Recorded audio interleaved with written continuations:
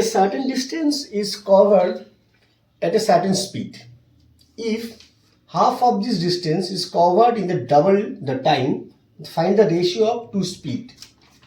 তাহলে এখানে কি বলেছে, একটা নির্দিষ্ট ডিস্টেন্স ও নির্দিষ্ট গতিবেগে কভার করে। আমরা এখানে গতিবেগটার রেশিও চাইছি, গতিবেগ ধরে লাভ নেই, আমরা অবশ্যই ধরবো distance is equal to x, তাই তো। এবার টাইম ইজ ইকুয়াল টু যদি আমরা এ ধরি, তাহলে গতিবেগটা কি হয়, অ্যাকচুয়াল গতিবেগটা ডিস্টেন্সকে যদি টাইম দিয়ে ভাগ করি, তাহলে ফার্স্ট গতিবেগটা কি দাঁড়াচ্ছে, এক্স বাই এ, ডিস্টেন্সকে টাইম দিয়ে ভাগ করা হয়েছে। পরে কি বলেছে, if the half of the distance is covered, half distance যদি এক্স হয় তার half distance X by two, covered by the double time, time যদি এ হয় তার ডাবল টাইম হচ্ছে টু এ।